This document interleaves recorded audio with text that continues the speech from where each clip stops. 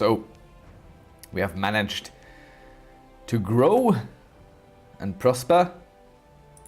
And this little piece here is going to be next on our target list. But for now, I'm going to show you something really cool and unfair when dealing with neighbors as a tribal society. Because you can just go ahead and raid them into the dust. So what we're going to do is we're raising our army, not using our retinue. We'll put them together, put them on raiding, and then just siege them into the dust. So once we are ready, because we're waiting for the truce to run out, that is now a thing that we have, we will just crush them. No trouble, no issue. We might still fight in the north a war or two to get more tributaries. We'll see about that. But for now, we're just going to raid these and get the little bit of gold they have. It's probably not really worthwhile in terms of what we lose for having our troops standing and what we potentially gain. But raiding has one cool feature that makes it worthwhile often. And that cool feature is the potential of getting prisoners or even finding artifacts, which we've already established to being really cool. Now, I was being made aware, rather you made me aware, that societies are really good for tribal. I haven't looked at them as a tribal. I generally ignore them for the most part, unless I have a really weak character. So, let's see. This campaign has been easy pickings. Swinging my sword over the plains is a pleasure, and my fellow soldiers are equally jovial, surrounded by the blood of our Irish enemies and the cries of battle. Look! Enemy Commander Bishop Turianen is hiding! Someone suddenly shouts, pointing off to the distance. Okay, so there you are. I've been itching for a fight. We could challenge him for a duel, personal duel. Now, duels haven't worked out all too well for us in the past. We have a personal combat skill of 35, and he has a personal combat skill of 13. Oh,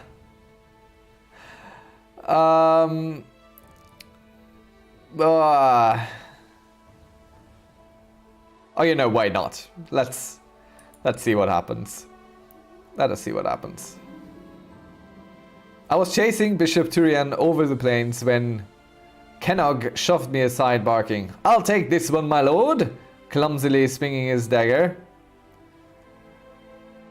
Well, thanks, guy, for taking this from me. And he got a black eye. We are victorious, of course.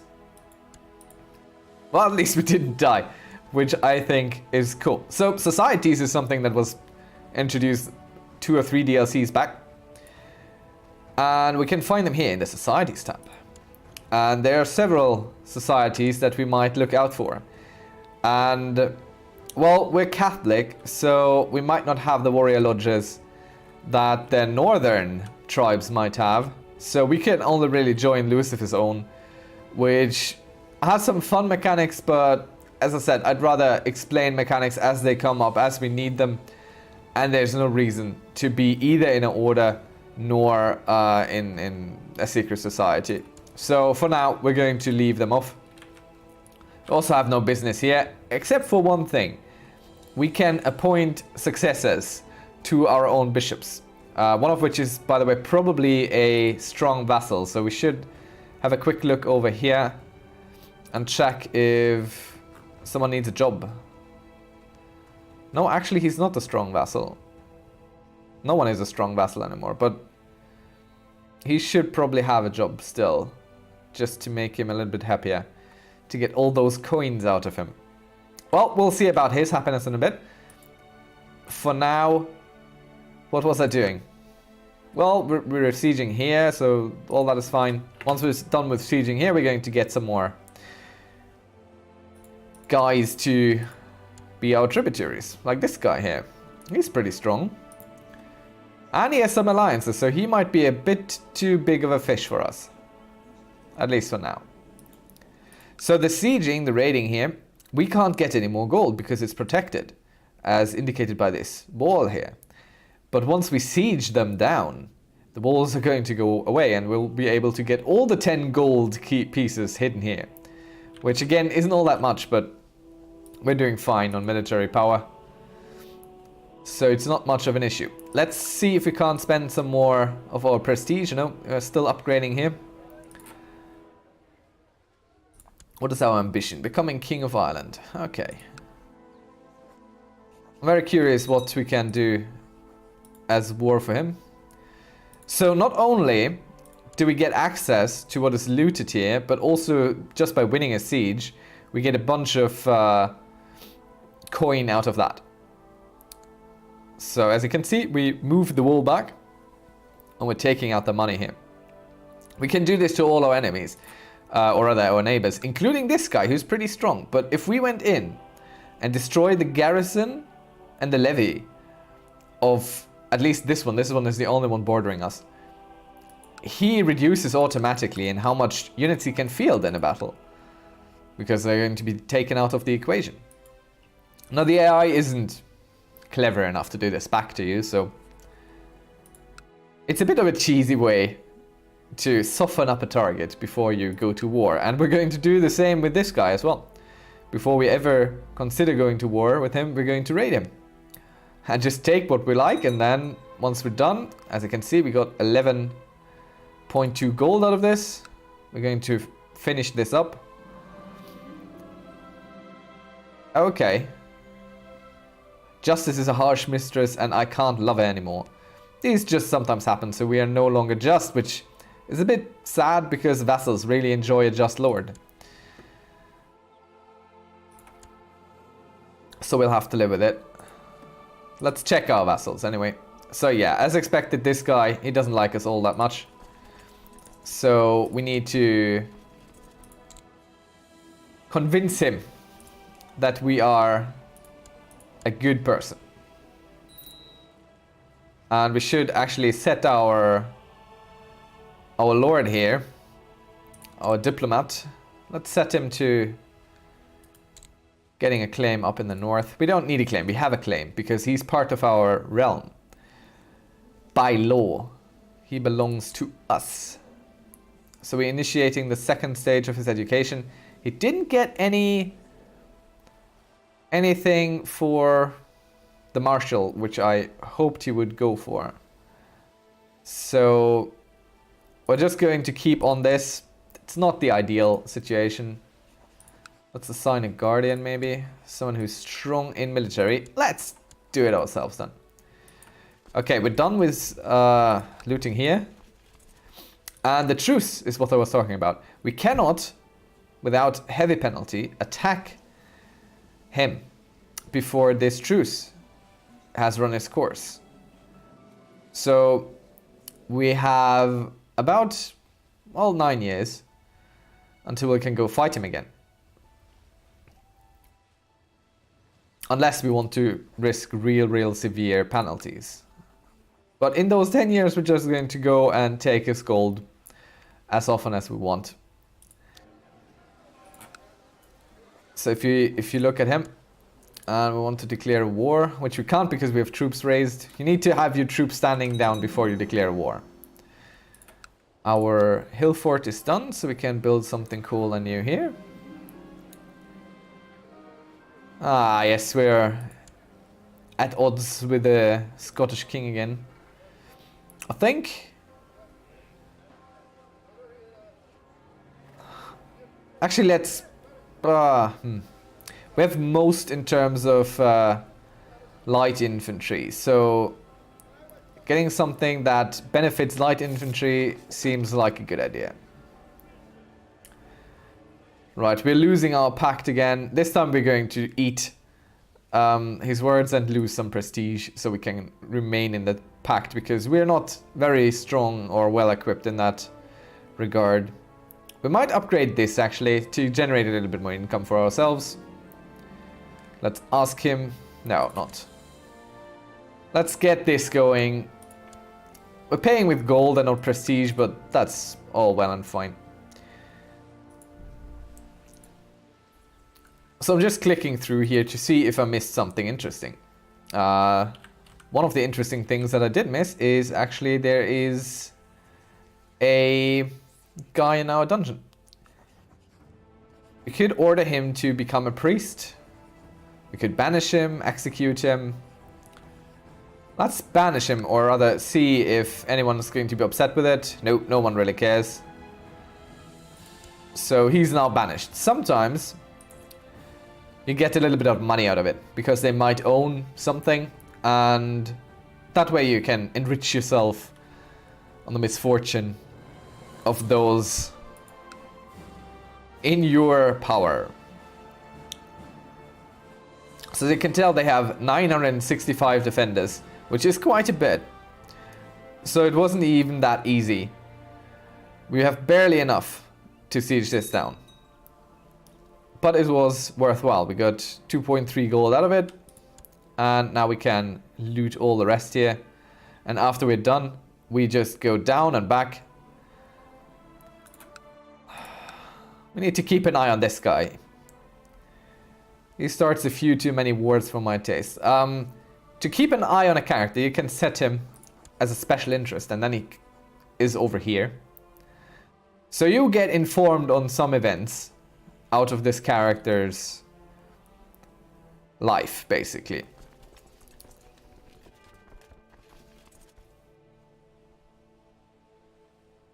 Because he's getting a bit too cheeky, too strong here for my taste. And looking at someone, sometimes you get a good idea of when to attack them. What are you fighting over? Vassalization, okay. Oh, that's fine by me. Let's move down here. Stand our troops down. And possibly fight for vassalization in the north as well. Let's see. We got a little bit of gold out of it. Force vassalization, yeah, okay. So this does cost us 250 prestige. But it's actually not the worst thing we could do. We probably should do this, actually. It's a good thing to spend prestige on. Especially since it's an absolutely sure thing. We might want to do this to him as well at some point. We can offer it, but he doesn't care for it. I'm not his liege. There's a very small difference in our rank. He doesn't like us very much, and the base reluctance is also pretty high. Could do the same here, but he's going to say, hey, I'll tell no. Because he really, really, really doesn't like us. I am his liege, so it would be fair. But he's not going to do it. So let's vassalize this guy before he eats him up too. We're not going to call any of our allies in, even though we could. But mainly we're not, because we have the strength to do it, because we just prepared for just this event. So he won't be able to raise any additional troops. We just destroyed all his levy. There's nothing for him to raise against us. It's just the garrison, and we're going to win this real quick. Won't even require our lord on the front lines, but let's put him on the front lines anyway. Life is short, needs some excitement. And maybe he learned something still. There's always a chance. See? The Battle of Uimain. The stormy weather is getting to me. Turning to the sky, I take a deep breath. The haphazard soldiers of Chief Eindfech have been sending their best at me, and my limbs are becoming heavier with each step I take. Right. So I could flee and lose the trait Brave, or I could get a black eye, which reduces my health a bit and my personal combat skill. We're going to take the black eye. Definitely. As you can see, it also reflects in the portrait, which is very fun. And now we have a little bit less of health, but our cat totally offsets this, so we're fine. We're good. Nothing to see here.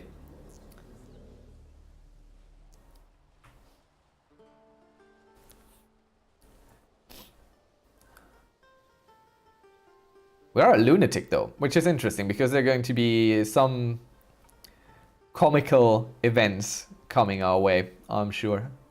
Can we sway him with a gift? Oh yeah, he's cheap. He's cheap too. Just 16 gold to increase his opinion by that much. For a good while. Should totally pay off. Nah, might not pay off, but still. It's a good base to start. We need all the money that we can get.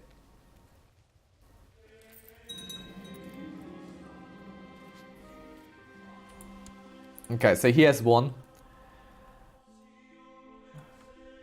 And he's clearly growing in power and in strength. So we need to take care and ensure that we grow equally.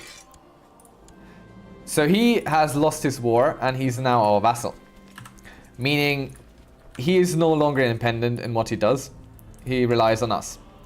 But he's also a very strong vassal because, well, he's a count. He feels a lot of troops once everything is built up again. So he requires, to not completely riot, a seat on our council. Let's see what he is useful for. Since he doesn't like us all that much, and he's really, really bad at this, we're not going to offset his hatred for us. Because we pillaged his land too, so that will... Oh no, it's not going to stay all that long with him. Actually, just a month more. So once we give him a council position, he's going to be a little bit disdainful for a few more years. So what we're going to do actually is we're going to give him the title and post of Spy Master. And then we're going to take him and send him to the Byzantines to study technology for us. Now he's really bad at his job, so he's going to be found out. Which generally means he's going to be executed, which means his daughter will become the countess of this, so we don't have to deal with his frowny face anymore, which is one of the more reliable ways to get rid of people who kind of vex you.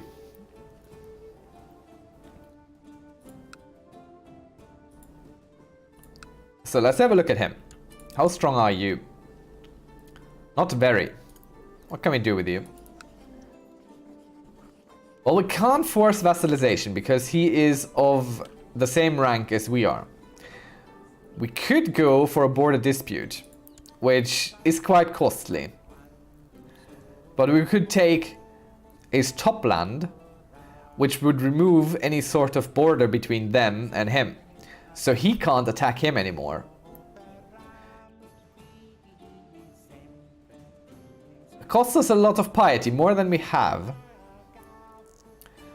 And it's an unjust war.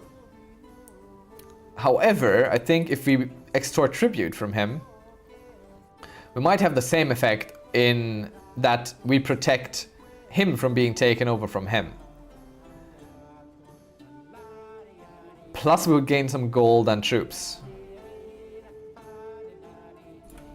How many troops do you raise from your vassals? 255, so it's a joke. You're a joke, my friend. I say let's create another tributary up here. Just to make sure. Okay, let's figure out what the difference here is, okay?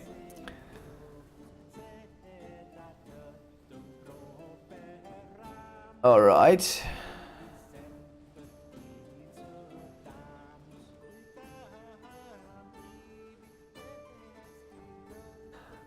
Will only break free if the suzerain has a negative prestige, is not independent, has less realm size than the tributary state, and declines defensive call to arms from a tributary state. This tributary cannot be called to war. So this is a more lasting tributary state, because it doesn't end with our death or their death.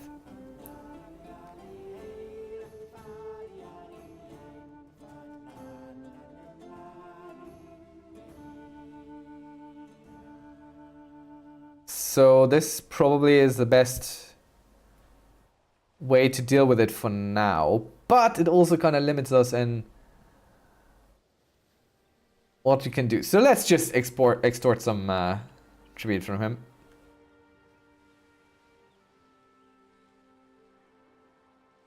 Because why not? We get 40% of the income and we can call them to war. And they shouldn't be able to be taken by a foreign power. I need to consider this.